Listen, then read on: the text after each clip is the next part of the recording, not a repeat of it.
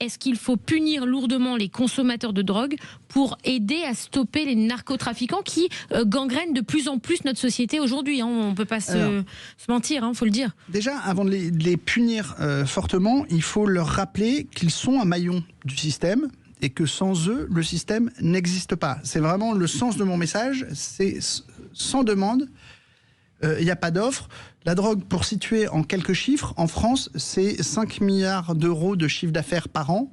Dans le monde, c'est entre 5 et 600 milliards d'euros. Alors, c'est ce qu'on arrive à calculer, ce qui fait que ça doit être bien en deçà de la réalité.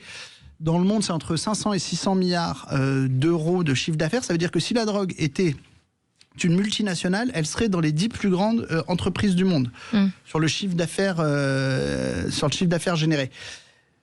Quand vous dépensez en France, et donc quand le consommateur, quel que soit le consommateur d'ailleurs, quand il dépense 100 € en drogue, il faut savoir qu'il y en a 40% qui part directement pour financer le réseau et les cartels, et 20% qui partent dans les armes. Parce que le trafic de drogue, et je parle du cannabis en passant par les drogues de synthèse, le trafic de drogue s'est internationalisé. On est face à des multinationales de la drogue. Et ces multinationales de la drogue sont liées aux autres trafics. Et quand je parle des autres trafics, je parle du trafic d'armes. Mais ça finance le trafic d'armes. Mais je parle aussi du trafic d'êtres humains. Oui.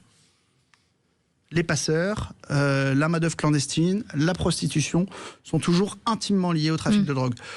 Donc, déjà, moi, je suis pour qu'on responsabilise le consommateur en se disant, voilà, ton joint du vendredi soir, eh ben, c'est la rafale de calage de la semaine d'après.